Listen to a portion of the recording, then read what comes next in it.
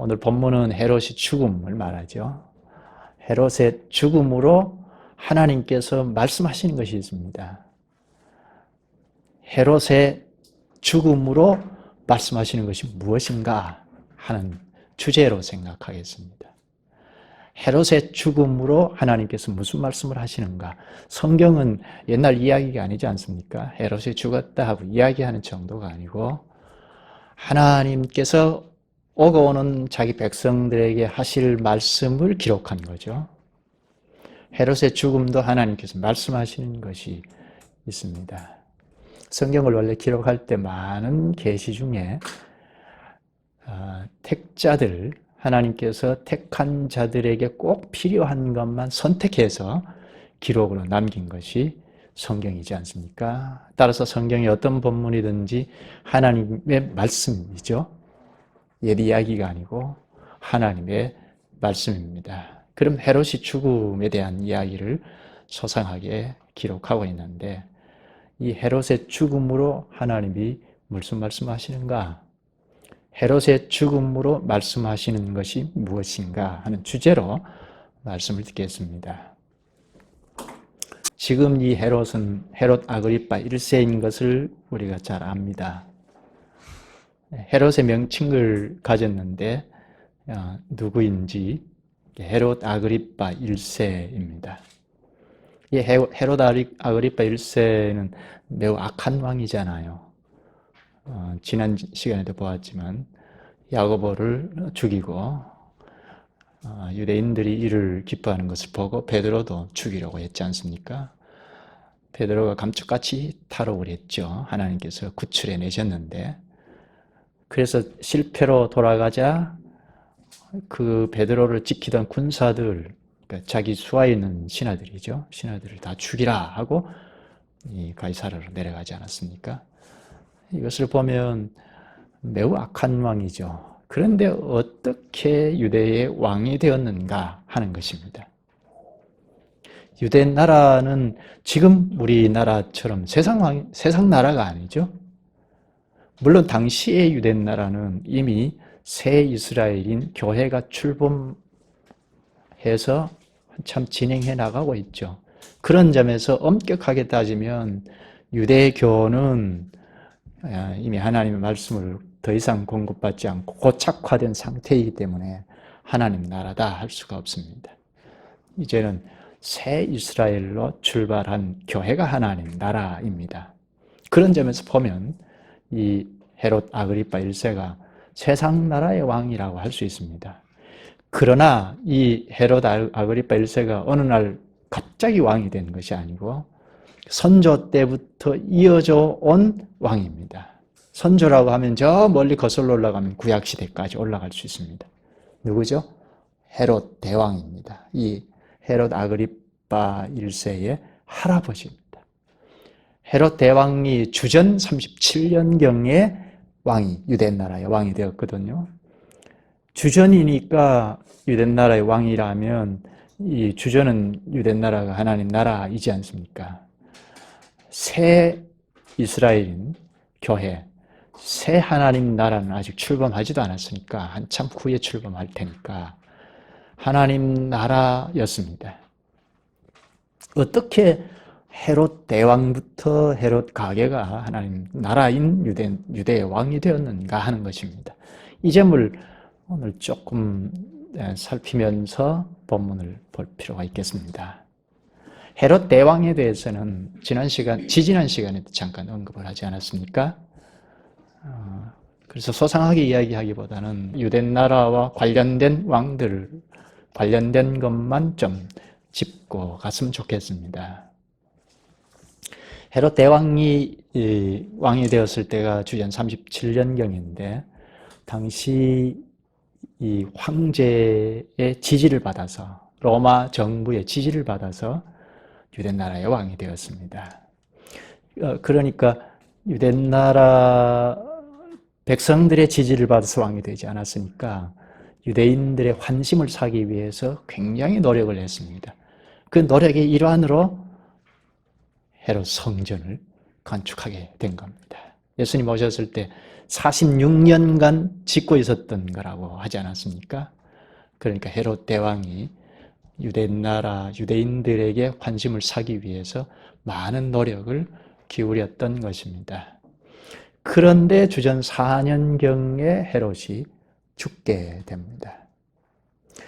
헤롯 대왕이 죽자 유대인들이 막 들고 일어났습니다. 그동안 헤롯 대왕의 그 악정에 굉장히 힘겨워했거든요. 그래서 헤롯 대왕이 죽자마자 봉기가 일어났습니다.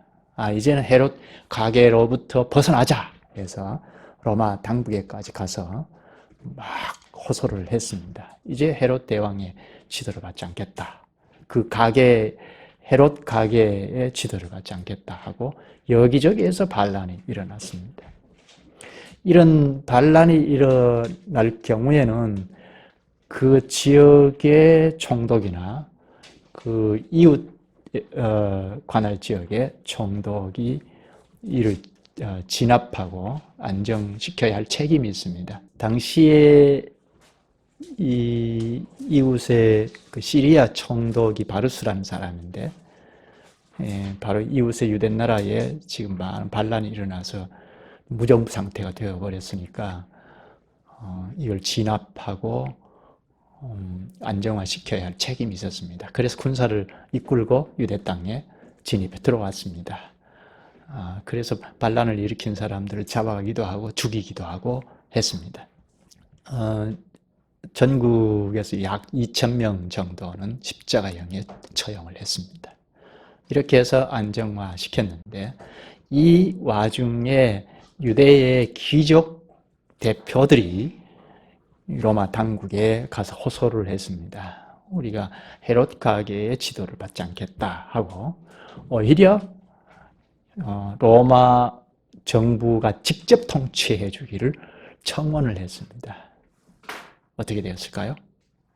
백성들은 여기저기서 대대적으로 반란을 일으키고 그리고 지도자들은 로마 당국에 가서 직접 로마 정부가 통치해 주기를 청원했습니다. 어떻게 되었을까요? 당시 황제가 유대 지도자들의 말을 듣지 않았습니다. 헤롯 대왕의 절친한 친구였거든요. 그때 황제가 아우구스투스인데 그는 죽은 헤롯 대왕의 아주 절친한 친구였습니다. 그래서 유대 귀족 대표들의 말을 듣지 않고 헤롯 대왕의 아들들에게 나라를 이렇게 나누어 주었습니다. 분봉왕이죠. 아켈라우스, 안티파스, 헤롯 빌립에게 나누어 줬습니다. 아우구스투스 황제가 아켈라우스에게는 유대와 사마리아 그리고 이두메 지역을 나누어 줬습니다. 유대, 사마리아, 이두메 지역의 분봉왕으로 지도하게 했습니다. 안티파스에게는 갈릴리와 베레아 지역을 지도하게 했습니다. 그리고 헤롯 빌립에게는 요단강 북편 지역을 지도하게 했습니다. 현재 북시리아 지역인데요. 이 지역을 다스리게 했습니다. 그리고 나머지 살로메나 그 외의 헤롯 가족들은 재산이나 다른 이득을 취득하게 했습니다. 그러니까 아우구스투스 황제가 굉장히 선심을 쓴 거죠. 헤롯 아들, 조금 더 보면 헤롯 아들 아켈라우스는 유대, 사마리아, 이두메 지역을 통치한 분봉왕이라고 했죠. 10년간 이 지역을 통치를 잘 했습니다. 그런데 아버지 헤롯 대왕을 닮아서 매우 악한 왕이었습니다. 헤롯 대왕의 아들 중에 아켈라우스가 가장 악한 왕입니다. 마태복음 2장 16절에 보면 헤롯이 사내 아이를 2살부터 그 아래로 다 죽이니 합니다. 여기 헤롯은 헤롯 대왕을 말하는데요. 헤롯 대왕이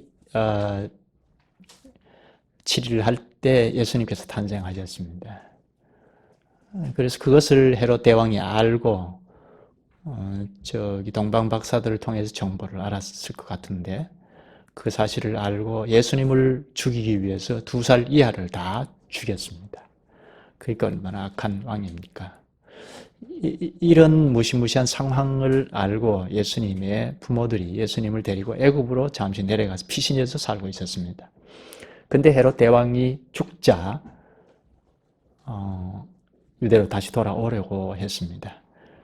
그런데 방금 본 마태복음 2장 22절에 보면 아켈라오가 그의 아버지 헤롯을 이어 유대 임금됨을 듣고 유대로 가기를 무서워하더니 꿈에 지시하심을 받아 갈릴리 지방으로 떠나가 나사렛이라는 동네에 가서 사니, 아켈라오 역시 그러니까 헤롯 대왕을 이어서 아켈라오가 지도한 그 분봉왕 역시 아버지 헤롯 대왕처럼 악했단 말입니다. 그래서 무서워서 예수님의 부모들이 유대를 떠나서 피해서 저기 갈릴리 나사렛 지역으로 가서 거주하게 됩니다.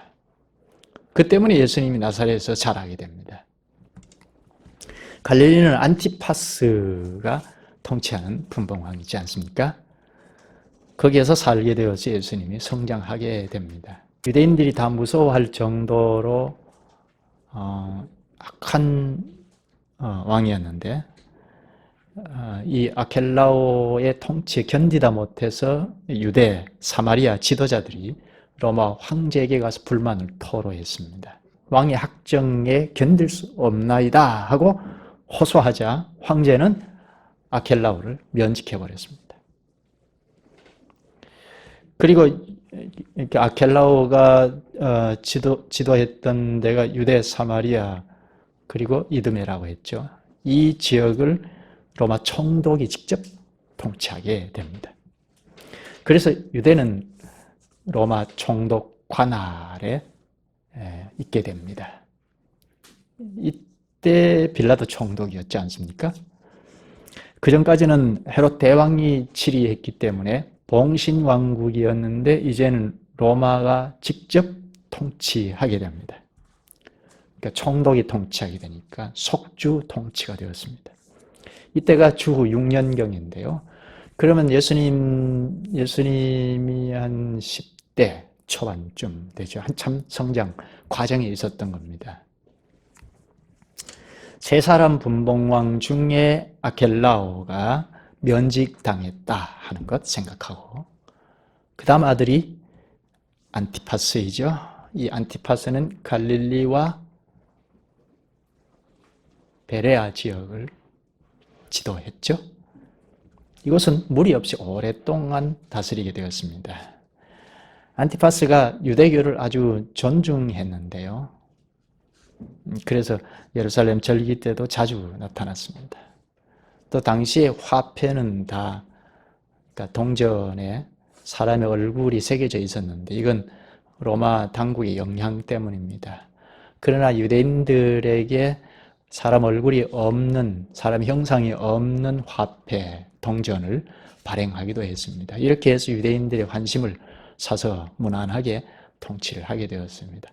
이 당시에 유대 총독이 빌라도였다고 했죠. 이 빌라도가 예루살렘에 있는 헤롯 궁전, 예루살렘의 헤롯 궁전에 황제의 이름이 새긴 금 현판을 달고자 했을 때 이 헤롯이 거절을 했습니다. 황제의 이름이 새겨진 금 현판이니까 좀 민감하니까 헤롯이 지혜를 발휘해서 그걸 거절을 했습니다. 그래서 유대인들에게 관심을 많이 샀습니다. 유대인들에게 호의적인 그 왕의 일 때문에 굉장히 평화롭게 나라를 잘 다스리게 되었습니다. 안티파스가 30년간 이 유대 지역을, 갈릴리와 베레아 지역을 통치할 수 있게 되었습니다. 그런데 문제가 하나 있습니다. 첫 아내와 이혼을 하고, 첫 아내가 공주인데요, 왕의 딸인데 이혼을 하고 두 번째 혼인을 했는데 그 여인이 헤로디아입니다. 헤로디아는 헤롯 대왕의 손녀입니다. 그러면 이 안티파스는 헤롯 대왕의 아들이라고 했죠. 그러면 삼촌과 조카 사이에 혼인하게 된 겁니다. 그런데 문제는 둘째 아내인 이 헤로디아가 정치 욕심이 아주 많았다는 겁니다. 정치 욕심이 아주 많은 헤로디아는 본래 남편이 있었습니다. 그 남편이 바로 헤롯 빌립이었습니다. 이 헤롯 빌립은 저 북편 지역, 요단강 북편 지역을 통치했던 분봉왕이라고 했죠. 근데 이 헤롯 빌립은 아주 온순한 사람입니다. 정치 욕심이 없었습니다. 근데 아내였던 이 헤로디아가 정치 욕심이 없는 남편을 그것 때문에 정치에 대한 욕심이 없다는 것 때문에 불만을 품고 오다가 이혼을 하고 바로 안티파스에게 가서 혼인을 하게 되었습니다. 이렇게 안티파스도 뭐 썩 좋은 왕이 아니죠. 나쁜 왕이고. 또 헤로디아는 여성으로서 아주 정치 욕심이 많고 그러니까 서로 나쁜 사람끼리 새로운 가정을 꾸렸던 겁니다. 새로운 가정이라고 하기 어렵죠. 헌가정을 꾸렸습니다. 이를 본 세례자 요한이 맹비난을 했어요. 마태복음 14장 4절에 보면 안티파스 왕에게 당신이 그 여자를 차지하는 것이 옳지 않다 했습니다. 이 사실을 이 아내인 헤로디아가 알고 아주 괘씸하게 생각하고 헤롯을 이렇게 모함을 해서 죽였습니다. 이는 우리가 잘 알 겁니다. 세례자 요한이 죽은 것은 헤로디아하고 남편인 안티파스가 공모를 해서 죽게 된 겁니다. 이런 잔인하고 교활한 것을 보신 예수님께서 안티파스에게 여우라고까지 했습니다. 안티파스와 헤로디아 두 부부는 어떻게 되었을까요?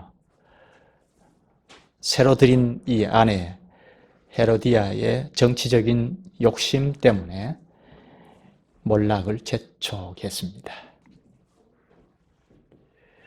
오늘 본문에 나오는 헤롯 아그리파 1세, 이 헤롯 아그리파 1세는 안티파스의 두 번째 아내인 헤로디아와 어떤 사이일까요? 오빠 동생 사이입니다. 이 오빠인 아그리파 1세가 이 로마 황제로부터 왕의 임명을 공식적으로 받았습니다. 그걸 본 헤로디아가 자기 남편 안티파스에게도 자꾸 충동질해서 당신도 황제로부터 왕의 임명을 공식적으로 받자 이렇게 충동질했습니다. 아우구스투 황제, 당시의 황제인 아우구스투가 이런 작태를 눈치를 챘습니다.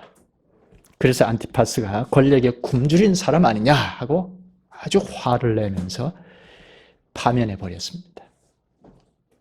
아우구스투스 황제가 이 안티파스 분봉왕을 파면을 해버렸습니다. 그 길로 멀리 서방 지역으로 추방을 당해서 타국에서 안티파스하고 헤로디아하고 죽게 됩니다. 그러니까 말로가 좋지 않죠. 안티파스도. 아켈라오는 면직을 당했고 안티파스는 면직당하고 추방당했다는 것 생각하고 그리고 남은 사람 누구죠? 헤롯 빌립이죠. 헤롯 빌립은 헤로디아의 첫 남편이라고 했죠. 그는 헤롯 빌립은 요단강 건너편 북부 지역, 지금 시리아 북편 지역을 관할하는 분봉왕이었다고 했죠. 빌립이 헤롯 대왕의 아들 중에는 가장 온순한 사람입니다. 정치 욕심도 없는 사람입니다. 그런데 빌립이 통치하는 주민들은 대부분이 아람 사람이나 헬라인이었습니다. 그러니까 이방 사람들이었죠. 지금으로 말하면 다문화 주민들을 다스렸다는 겁니다. 다문화 주민이니까 문화적으로 좀 폭넓게 발전시킬 수가 있죠. 그리고 무역이 활발하게 이루어질 수 있습니다.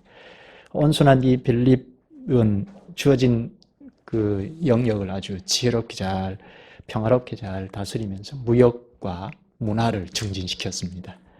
그래서 주 34년까지 아주 평화롭게 다스리게 되었습니다. 그리고 죽었습니다. 죽은 이후에는 그 헤롯 빌립의 영지를 시리아에 합병시켰는데요. 그러다가 빌립이 죽은 지 3년 뒤에 주 37년경이죠. 본문에 나오는 아그리파 1세의 지역에 합병이 되었습니다. 지난 시간인가요? 생각했는데 이 아그리파 1세가 어릴 때는 좀 그 아버지를 벌써 잃고 어머니와 함께 이 로마 그 왕궁에서 자랐다고 하지 않았습니까? 그러니까 좀 불행하게 자랐다고 할 수 있는데, 왕궁에서 좋은 것을 배우고 자랐으면 괜찮은데 좋지 않은 것을 배우면서 자랐습니다. 그러나 그 장점은 이렇게 왕궁에서 자랐으니까 그 관직에, 로마 그 관직에 있는 사람들과 아주 친밀해졌습니다. 특히 이 황제의 아들과 친구처럼 같이 자랐다고 했지 않습니까? 황제의 아들이 누구죠? 카리굴라입니다. 그런데 드디어 카리굴라가 황제가 되었습니다. 아그리빠가 친구처럼 같이 자랐으니까 아그리빠에게 공식적으로 왕의 칭호를 붙여줬습니다. 빌립이 통치하던 요단강 북부 지역, 북시리아 지역을 준 것입니다. 원래는 삼촌이 다스렸던, 헤롯 빌립이 다스렸던 지역이지 않습니까? 이걸 카리굴라가 황제가 되자마자 왕의 칭호를 공식적으로 붙여서 이 북부 지역을, 요단강 북부 지역을 떼준 것입니다. 이걸 안티파스 아내인 헤로디아가 아는 겁니다. 그래서 남편에게 막 충동질해서 당신도 공식적으로 황제에게 왕의 칭호를 받아야 하지 않겠는가 했습니다. 그러니까 정치 욕심이 많았고 시기가 일어났던 거죠. 오빠 아그리빠가 왕의 칭호를 받은 것, 이것이 시기가 일어나서 남편에게 충동질한 겁니다. 직접 황제에게 정원을 했습니다. 저도 왕의 칭호를 주십시오 하니까 황제가 그걸 받아들이지 않고 오히려 화근이 되어버렸습니다. 황제가 분봉 왕까지 면직시켜버렸습니다. 그리고 그 땅을 아그리빠에게 다 주었습니다. 안티파스가 관할했던 지역이 어디죠? 아그리빠 1세가 처음에는 헤롯 빌립이 관할했던 요단강 북부 지역만 맡았는데 안티파스를 파면시켜버리고 그 지역까지 돌려줬죠. 그 지역까지 헤롯 아그리빠 1세에게 준 겁니다. 안티파스가 관할했던 곳이 갈릴리 지역, 베레아 지역이죠. 그러면 헤롯 아그리빠는, 본문에 나온 헤롯 아그리빠는 요단강 북부 지역은 물론이고, 그리고 안티파스가 관할했던 갈릴리와 베레아 지역까지 이제 다스리게 되었습니다. 지금 황제가 누구라고 했죠? 카리굴라 황제이죠. 아그리빠 친구라고 하지 않았습니까? 그런데 이 황제가 계속 생존해 있으면 이 헤롯 아그리빠에게 매우 유리할 텐데 그만 암살당해 죽어버렸습니다. 그때가 추후 41년경쯤 됩니다. 카리굴라, 이 본문에 나온 헤롯 아그리빠 1세의 친구처럼 지낸 카리굴라 황제가 암살당했는데 그때가 추후 41년경쯤 됩니다. 카리굴라 황제의 뒤를 이어서 글라우디오가 황제가 됩니다. 이 글라우디오도 정치 욕심이 별로 없었던 사람입니다. 그런데 이 측근에 있던 사람들이 자꾸 부추겼습니다. 황제로 받아들이십시오 하고 황제가 될 수 있습니다 하고 권유를 했는데요. 그때 이 헤롯 아그리빠 1세도 함께 지지를 했습니다. 그래서 황제가 되자 헤롯 아그리빠 1세를 아주 굉장히 좋게 생각한 거죠. 친밀하게 생각했습니다. 그 전에 카리굴라 황제와도 친밀하게 지냈지만 지금 글라우디오 황제도 이 헤롯 아그리빠 1세도 지지를 했으니까 황제가 되어 주십시오 하고 지지를 했으니까 아주 친밀하게 되었습니다. 그래서 황제가 되자마자 아그리빠의 영토를 확장해 줍니다. 전에는 아켈라우스가 맡았던 유대와 사마리아, 이듬해 지역까지 다 아그리빠에게 준 것입니다. 이 지역은 아켈라우스가 포악한 정치를 한 것 때문에 이 지역 대표들이 황제에게 요청하여 파면하지 않았습니까? 아켈라우스를 파면하고 주 60년부터 이 지역을 로마 총독이 직접 관할하게 되었습니다. 총독들이 다스리던 유대, 사마리아, 이두메 지역을 아그리빠 왕에게 준 것입니다. 자, 이렇게 되면 아그리빠 왕은 이제 유대를 중심으로 팔레스틴 전 지역을 다 관할하는 그야말로 통일 왕국의 왕이 된 거죠.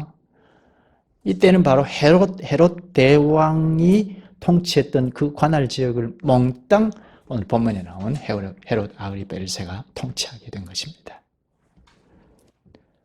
이쯤 되면 헤롯 아그리파 1세는 위세가 등등할 수밖에 없죠.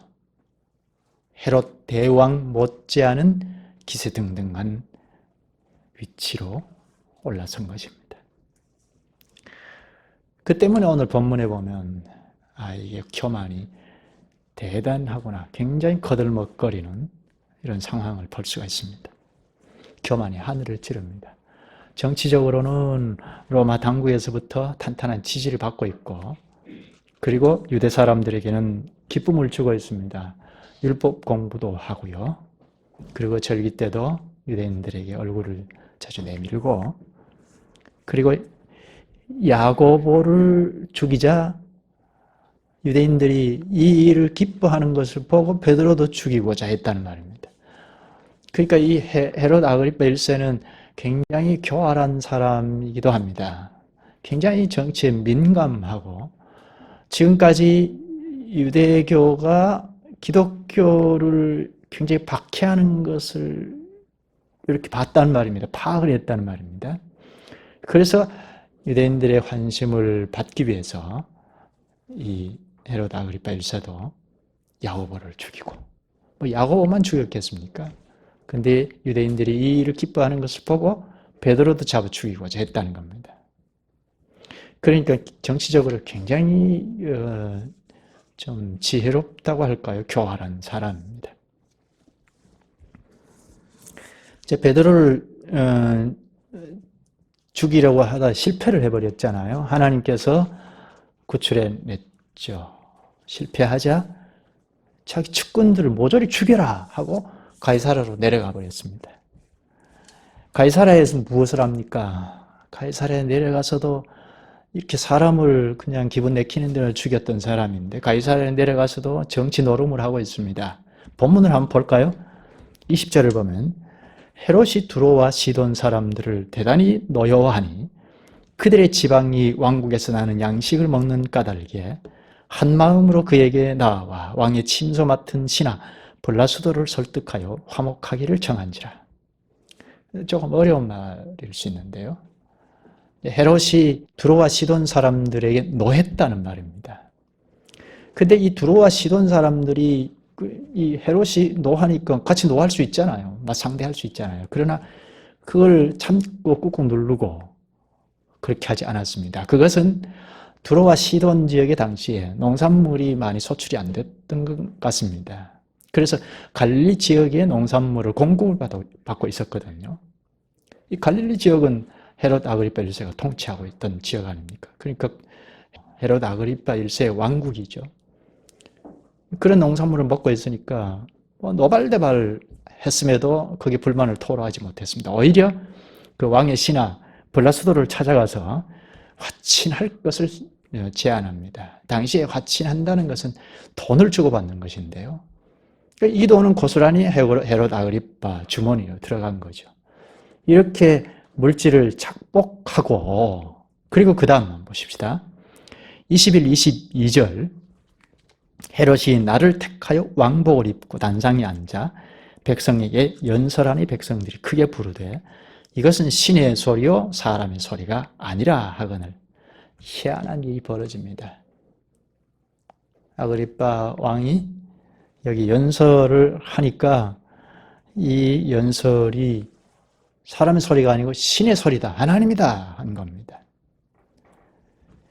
여기 이 장면은 로마 황제의 안녕을 위하여 이 헤롯 왕이 축제를 열어놓은 장면입니다.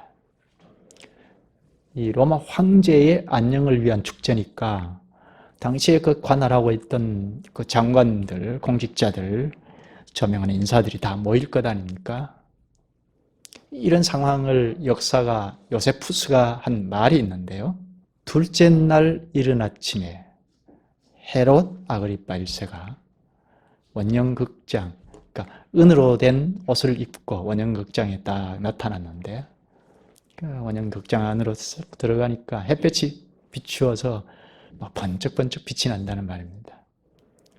이걸 보고 모든 거기 회중들이 찬양을 하면서 우리가 지금까지 당신이 사람인 것으로 경외했습니다. 이제는 신으로 경외하겠습니다.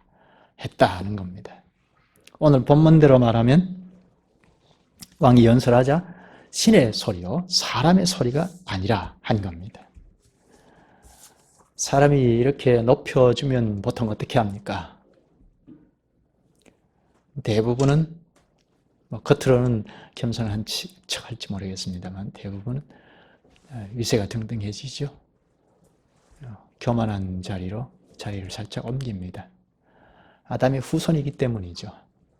하와에게 사탄이 유혹한 것처럼 하나님 같이 된다는 것처럼 아담의 자손으로 온 누구도 여기에 자유로울 수 없습니다. 다 하나님 같이 되어서 하나님 자리를 차지하고 행세를 하게 됩니다. 이 헤롯 아그리파 1세가 모든 그 관할에 있는 그 백성들이 다 높여주고 당신은 이제 하나님이다 하니까 하나님 자리에 올라앉아 버립니다. 교만의 극치를 드러내면서 화답한 것입니다. 이렇게 자기가 최고다, 자기 위에는 아무도 없다, 하나님이 어디 있느냐 이렇게까지 된 겁니다.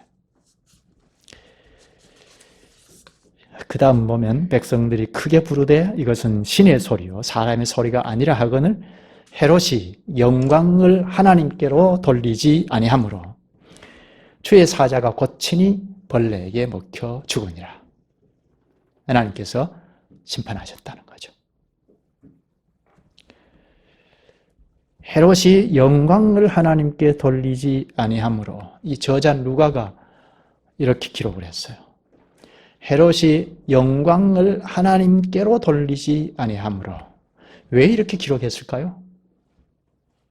오늘 우리나라 대통령 문재인 대통령이 영광을 하나님께 돌리지 아니하므로 이렇게 기록할 턱은 없잖아요.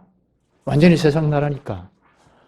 근데 당시 유대 나라는 그렇지 않다는 걸 염두에 두고 누가가 영광을 하나님께 돌리지 아니했다 합니다. 유대 나라는 하나님 나라였다는 겁니다.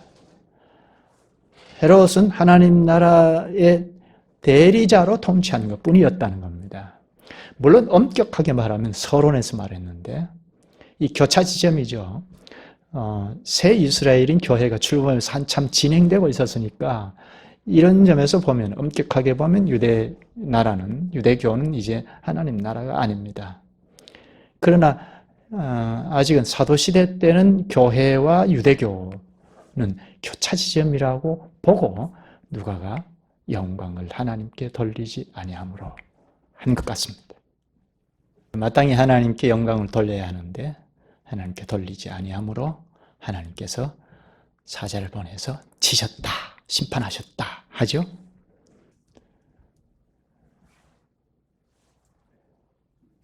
지난 시간과 연결해서 보면 하나님이 심판하실 만하죠. 당시 교회원이라면 저 사람 빨리 데려가지 아니할까 그렇게 하지 않았겠습니까? 사도 야고보도 죽이고 베드로도 죽이려 하다가 실패를 했지만 언제 또 누가 다칠지 알 수 없습니다. 이대로 놔뒀다가는 안 될 것이다 생각했을 겁니다. 근데 마침 하나님께서 치셨습니다. 이때 헤롯의 나이가 54세입니다.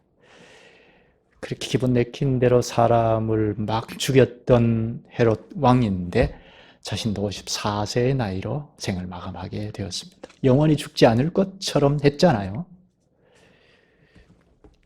하나님께서 사람을 이렇게 목숨을 거둬 가실 때에는 이유가 있지 않습니까?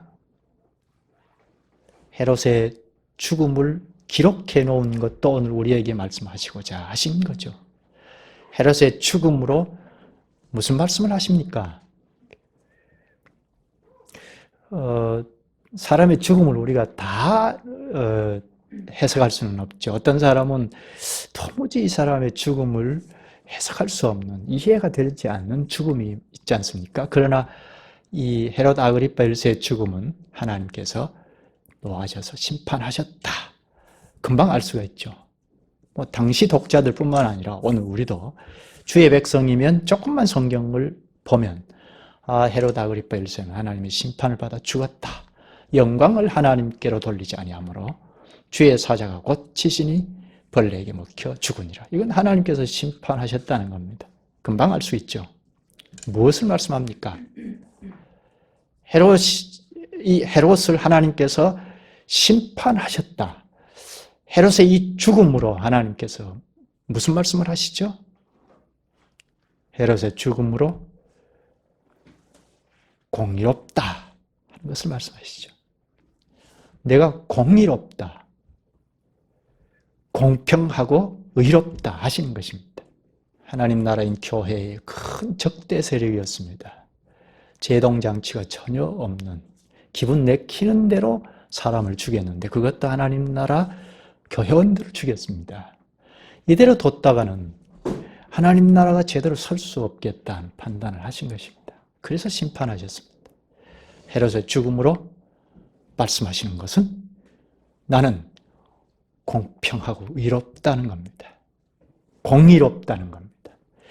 이 공의를 통하여 하나님의 사랑도 활짝 드러났습니다. 교회원들에게 얼마나 사랑하시는가 하는 것을 보이신 거죠. 그대로 뒀더라면 하나님의 공의가 살아나지 아니하면 사랑도 안 살아납니다. 공의와 사랑은 동전의 양면이라고 하지 않았습니까? 헤롯을 심판하심으로 공의가 드러났는데 따라서 반면에 하나님의 사랑, 교회를 사랑하는 그 사랑이 잘 드러났습니다. 기도하시죠. 거룩하신 하나님, 하나님의 공의와 사랑이 주님의 적대 세력을 단번에 처리하시는 사실을 오늘도 가르쳐 주셔서 저희가 두려운 마음으로 또한 극진하신 사랑 안에서 거하게 하여 주시니 감사옵나이다. 저희도 헤롯 왕처럼 자칫하면 교만하여 넘어질 수 있음을 늘 인식하고 낮은 위치에서 주께서 가르쳐 주신 말씀 안에서 그리스도 안에서 큰 사랑의 보호하심 안에서 살아가게 하여 주시기를 구하옵나이다. 예수님의 이름으로 기도하옵나이다. 아멘.